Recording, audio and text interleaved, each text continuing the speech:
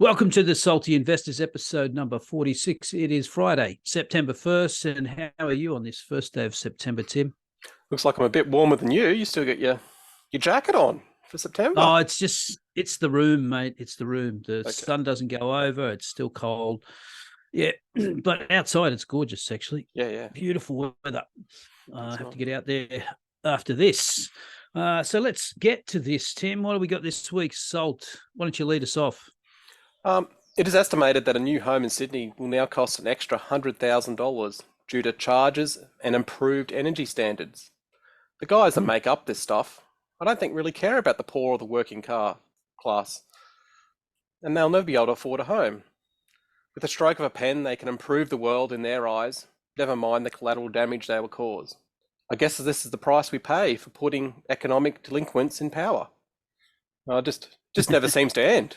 Like, these guys keep coming up with these rules to make the world better, and unless you're earning 150 a year or something, it's going to be pretty painful. If it's not bad enough now, add an extra $100,000 onto our home just to keep up with the energy standards and charges that they want to put on.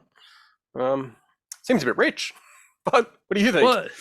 Well, I don't know. I don't know if you saw Anastasia Palaszczuk triumphantly tweet out that she had built these new homes, which are basically slightly bigger than a large camper van. So this is it, Tim. This is it. You can't afford a normal home. We've got tiny little houses that will become the next slums for you to live in. They're brand new. They're brand new. But that's the reality. That's what we're being asked to choke down. Look, housing is something that everyone used to aspire to. Not anymore. It's going to be for the middle to upper class, and the rest of you can live in squalor and be happy about it. Yay. So what are you salty about this week? Well, the soon to be, she's been announced, but she's not yet. RBA Governor Michelle Bullock recently gave a lecture at ANU titled "Climate Change and the Central Banks." That's it. Climate change and the central banks, outlining the implications for central bank policy. Now, this had to be one of the most boring things I've ever read. So, for example, she made the insightful observation that if we close coal mines too soon, it could cause inflation because renewables can't take up the slack just yet.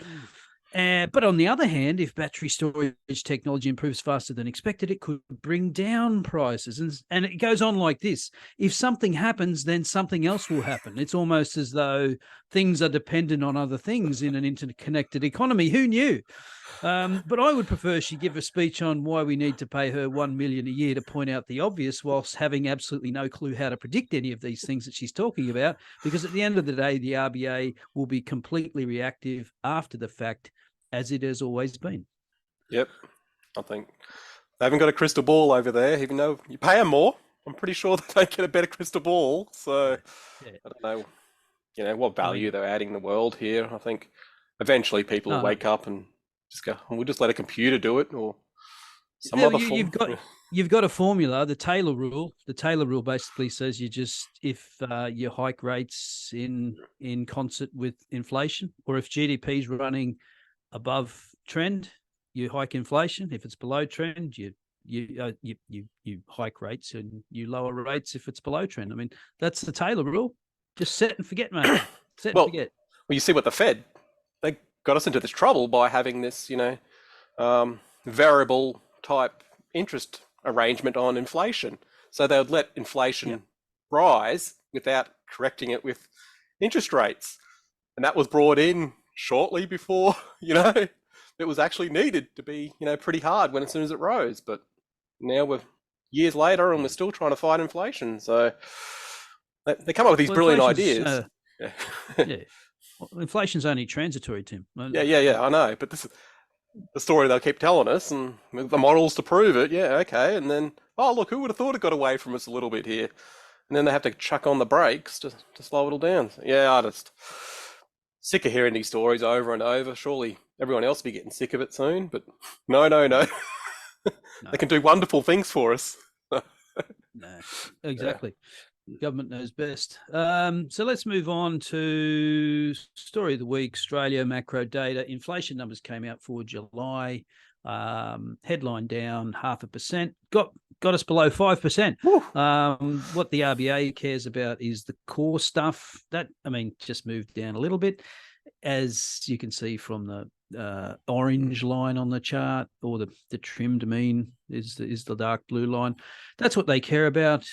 As we've said, it's coming down. It's coming down very slowly. It's going to continue to come down very slowly. It's very unlikely that you're going to see, unless the economy craters for some reason, you're not going to see any interest rate cuts for a while.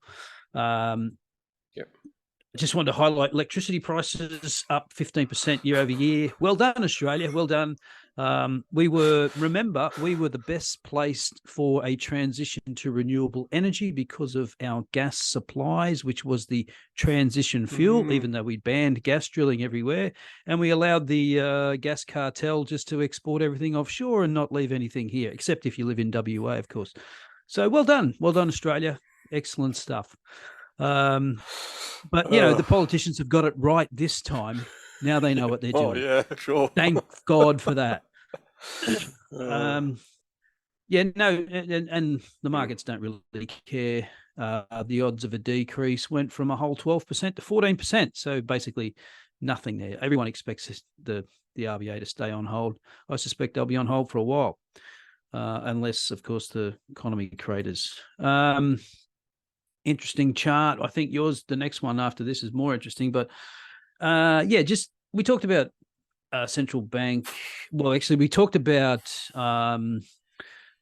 bank credit actually year over year declining in the United States. So G3. So this is the BOJ, the ECB, and the Fed combined, and you can see liquidity has been draining. The Nasdaq is doing the Roadrunner. It's doing the coyote over the cliff at the moment, and wondering where the bottom is. So that could be interesting. Of course, central banks could just turn around and turn the brr machine on. Catch up. Catch up. But I just thought that was an interesting one. One you've got. Oh, actually, before we get to yours, I had to insert, because Jackson Hole also happened last week. The nation-stopping event, which I think pretty much everyone's forgotten about by now. And just wanted to highlight some things that Powell said, which are pretty uninteresting. Not mission accomplished yet. It's not George Bush II on the deck of a aircraft carrier in 2003 saying that Iraq was mission accomplished. It's not. We're not there yet.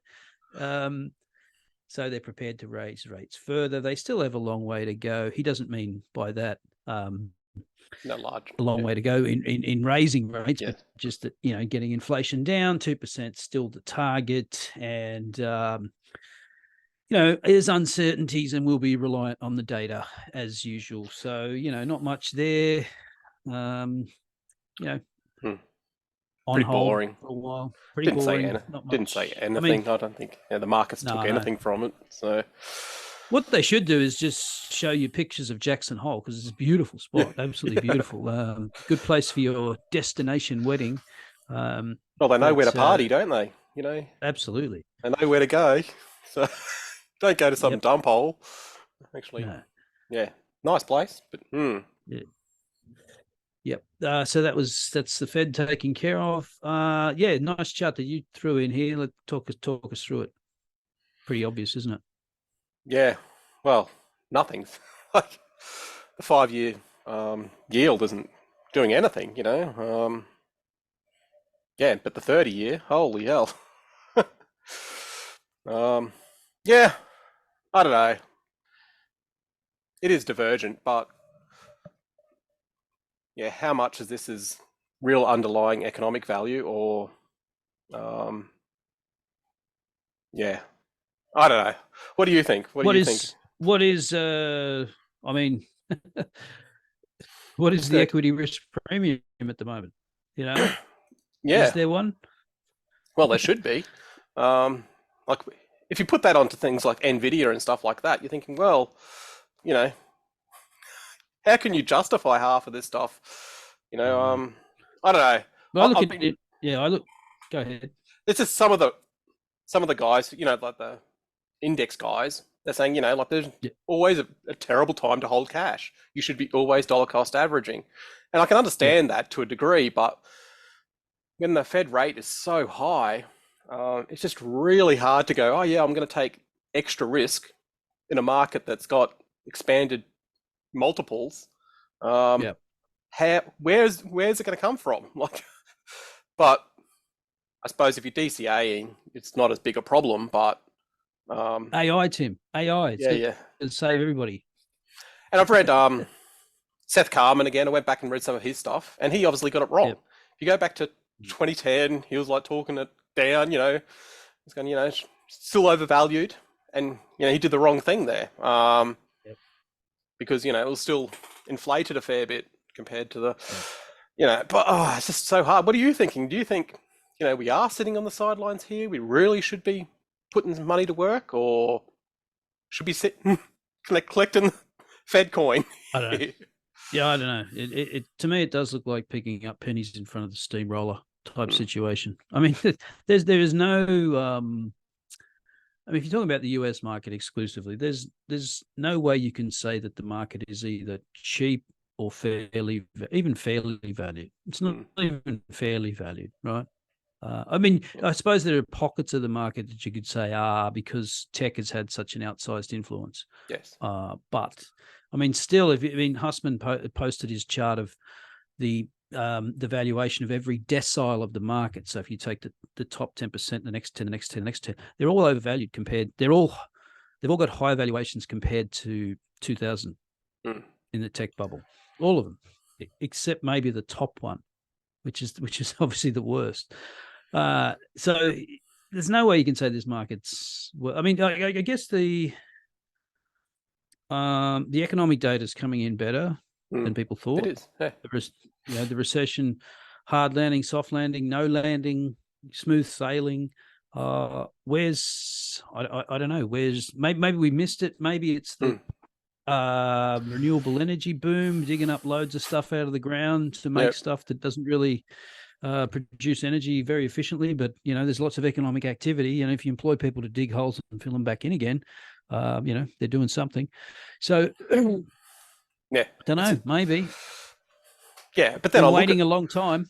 I look at pockets that are undervalued, and you go, oh, you're getting to energy or something like that looks quite good at the moment. It's lagged the last couple of months compared to tech, and they're printing cash, like they're really But then you think as soon as things slow down a little bit, they're going to be probably one of the worst off. So I don't know. I'm just happy collecting coupon at the moment. I know it's and it may not be the right thing. I'm trying to come to that understanding that I may be doing something stupid here. I should be really allocating, especially places which I'm a little bit more gung-ho than you, like China. I am willing to allocate into some terrible places compared to you. And I keep looking at them. There's only like 3 companies that I'm sort of like, I really love them. Well, I mean, the thing is, I said this before, but I mean, even if you think there's a crash coming, or the bottom is not in, that the bottom in 2022 was not actually the bottom, or we're going to revisit that bottom. Not every stock bottoms at the same time. So you've got to pull the trigger when, if you're doing it that way, if you're not just dollar cost averaging into an index, if you're picking individual stocks, then you should be, taking a bite when they get to their point. So we missed, I mean, I'll put my hand up and say, look, got greedy, should have got some Microsoft at $215, should have got some Facebook at $80, didn't do it, didn't pull the trigger, got greedy. So it's just a reminder, should have bought some James Hardie when it was $28. We were talking about it over and over, talking about it on this podcast, and you had weeks and weeks to do it. Weeks. It wasn't like you had 3 days to do it. You had months, and this is what I'm starting to realize.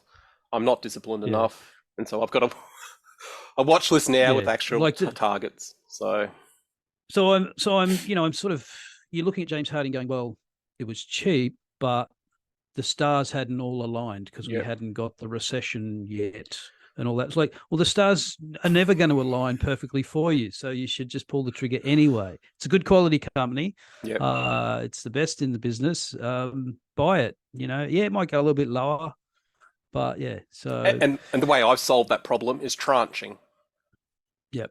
So when you see a price that you like, you're not buying the whole lot. You're not buying it all in one day. Just tranche it.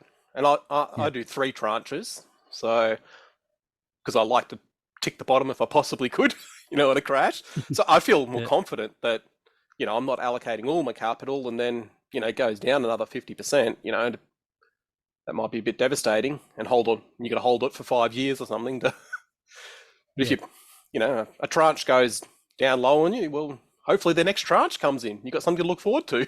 So that's the way I'm sort of psychologically, I'm trying to mature a little bit. But yeah, it's a devastating chart that is like, I mean, it is. It's just I know this time is different. I know we just haven't, like, people just haven't woken up and gone, oh shit, interest rates are actually 5%. The central bank's at 5%. Mortgage rates are at 7 and 8. Maybe I don't know. We just live in a different world. I still got the feeling that people are fighting the last war. I still have that feeling when I wake up and look at the markets. I still feel like people are willing to fight through this, fight the Fed. Yep. And just hoping that it stocks turns always around. go up. Yep. They never go down. And it could be right, but I just think the market's too much in that direction. But, like you said, I should be picking some stocks. And now I've got more actually in my tier 1. Basically, now I've got like 15, but there's only like 3 or 4 that are like 20% away from a buy price. So it's still crazy, but at least I'm, you got a discipline. Yeah. All right. Why did I put this on? This is one of my charts. Comes from the B of A, real assets versus financial assets. Okay, so this is just, well, it's sort of saying what you said before about buying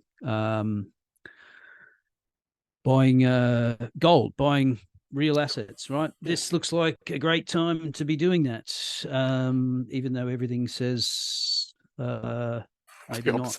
I read something today about gold, about how gold compared to I think the ratio of the gold to the amount of dollars outstanding is as low as it was in 1999 before it went for a run. A big run. Went from $250 to $1,900. And I remember this vividly because in Australia, at our broking house, we had the number 1 gold analysts in Australia, and they would come out and talk about Newcrest and all these gold stocks, and no one cared. Everyone just yawned. And, I think Newcrest was like $3 a share, and then like a year later, it was like $20. And everybody missed it. Everybody missed it. These guys were right. It's been so bad for so long. Maybe it is. Maybe. But at some point here, I think it will stay in the sun. Like, I think everybody should have a little bit of gold. Like, it's a bit of a Neanderthal asset, like terrible asset to actually hold. But when things really do get bad, you're like, oh, wish I did have some of this terrible asset. Not everyone's like Warren Buffett, I'm afraid. Market halves, he just doesn't care at all. Like, he does care, but it's not like he's going to be out there trying to get an extra few hours to get by. Insurance always does look expensive in the rear vision mirror. You always looks cheap. I mean, so yeah. So I don't know, but I don't know. It's just hard to see about commodities here. I think iron ore is at $110 again now. Like, it's just cannot die, this thing. So yeah. All right. So what do we got this week? We have InterContinental Hotels. Oh, geez, we're going low now, aren't we? Hotels. Yeah.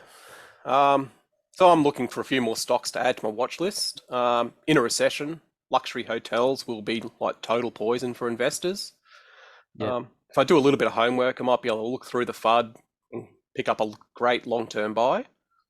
For example, in the GFC, it fell 55% and then took 2 years to recover. Wow. General Ackman likes Hilton, but I don't like their capital efficiency. It's a bit average. Choice Hotels was my normal one, but that's an ex-Terry Smith investment, but their capital allocation is great, but their revenue growth is anemic at less than 1%. So InterContinental seems to be my horse in this sort of race. It has great brands like InterContinental and Holiday Inn. The price performance in 2003 has been 860% compared to 420% for the S&P 500. Right. If we look at the fundamentals, we can see the shares outstanding definitely go in the right direction. Employees, which is a thing that sort of concerns me, is stable even with rising revenue. Price to free cash flow, it's nothing crazy, and it's got a fairly good and consistent return on invested capital, except for that year we had that nasty cough. Yep. Gross margins aren't great, but most of it's falling through to the op margins. Okay dividend, high payout ratio, which isn't good, but interest coverage is good. If we look forward, I've been adding something else to the mix now. I've realized I haven't been looking at revenue growth. So Right. I've been getting all these consumer staples in my watch list, like even Procter & Gamble and all these other companies and Coke and all these, because I can look at 10 years and see they're still going to be here. But then if you look at their revenue growth, it's just terrible. So I've been slowly cutting them. But you can see this one here, it's got a 10-year of, around 6, but the 3 years, 9%. Where is it? Where's the revenue growth? Down the bottom. Go back a page. It should be there. Yeah. Oh, yep. Go back one. Go back one. Oh, yeah, revenue growth, compound CAGR. average growth. That's about 6%. Yeah. But it's about 9% on the 3-year. So that shows that, coming out of the cough, it really got hit hard, and now it's coming back strong. Anything over 10% is like, you're in MasterCard, Visa type territory. Yeah. And that's what I've started to realize. I keep picking these dogs of companies. And why? Because they've got no revenue growth. They're just stalwarts, as some other person would say back in the day. And I just like them because of the quality and the stability. And no, Tim. The share market should be about growth. You shouldn't be picking. I'm getting too old. But so I've gone back and tried to add a little bit of spice into my mix. And that's going to be the revenue growth. I'm going to have a little bit more, add that as a factor. Not like a primary factor, but a factor to eliminate more things out of my watch list. Yep. So Coca-Cola just can't make the cut. It just cannot grow enough to sort of keep up with. I'd rather buy more MasterCard, Visa, Amazon, things like that. So yeah, that's what I'm trying to do. So I think that might be a good thing to people to look at again. If we flip over to the balance sheet and cash flow, we can see they got $2.2 billion in debt, which isn't crazy for a hotel chain, like you think. And the free cash flow is 700 mil. In a pullback, I think that'll drop down to about 200 mil, and hopefully they'll stop buybacks and dividends to hopefully shake out some short-term investors. The debt isn't crazy, and most of it's long-term. The bear case is if it isn't a garden variety recession, it'll get ugly for longer, but I think it will survive. What do you think about hotels? Shit. I mean, it's not sexy Nah. at all. It's hard to grow much. I mean, it's hard to grow fast because these are, especially if you're building them. I mean, the only way to grow fast is to buy some chain out, isn't it? Yep. Right. Do something like that. Probably wouldn't make my watch list. Well, Ackman's got it in there, so starting to see a little bit. I'm starting to think, Ackman isn't such an idiot after all. Like, he's got some stuff there that's fairly balanced. It's got a bit of quality, bit of stability, but it's a slow grower. You can see why he sort of picked this sort of industry where everyone really hates it. Like, these things are terrible to build. But if like you said in the beginning, though, didn't you? I mean, you want to buy this in a downturn, don't you? You don't want to buy it sort of And so now. this is like a 3 to 5 year hold. Like I can't, like once you get into the soft, easy days, you know, you're not going to get that growth. It's going to fall back to under 5%, that revenue growth, because it's got nowhere to go. But the other problem as well, like, are people going to go back to traveling? Like I see business travel has really been hit. And this side of business, you know, this type of business really relies on that. Zoom is like eating their cake. But yeah, I don't know. It's just one of those things. I've got less of these. I've got a few of these actually that really will be hit hard. If recession gets called, like everyone's going to flee from this. There's no one that's going to stick around. Yeah. So that's what I want something like that that's going to. Well, but yeah, the thing we've been seeing, and we talked about a couple of times on this recently, is that there's this dynamic going on where, so take for example, restaurants. Restaurants' profits are still going up because the middle to high end consumer is spending a lot more per meal, even though the lower end consumer is not even showing up. And so that higher price that the higher end, middle end is paying is covering the fact that the lower end consumer is either disappearing altogether. And I wonder if the same thing happens with hotels, that, you know, the people who've got the money, they're still going on holidays, taking trips, and they'll pay more. You know, I mean, have a look at what like Disney's prices went up ridiculously, but parents taking their kids to Disney still going. You have to book well in advance, especially if you're going in the summer holidays or something. I mean, the places are all booked out, the hotels, everything. I just don't know. Maybe, you know, it's this two-tier economy again. You know, fuck the little people that can go and live in the little Anastasia Palaszczuk fucking camper van huts. You know, everybody else can go on because everybody else can afford it. But if you're poor, you're we don't care. You could live in the basement and open the doors for these people, and like, I don't know. It just seems terrible, but yeah, like inflation, they seem to be able to just pass that on, and you know, the revenue number seems to still go up, you know, even though, so it still looks good. That's why I'm so disappointed about things like Coca-Cola. Like, you know, what are you doing? Well, remember 1 or 2%, and you've got inflation at 5%. Like, what are you like? Well, yeah, I mean, because they put their prices up every year, regardless. Every year they do a price increase. So I mean, that's hard, you know, and that just really offsets the fact that their volume growth is, you know, what, 1% or 2%.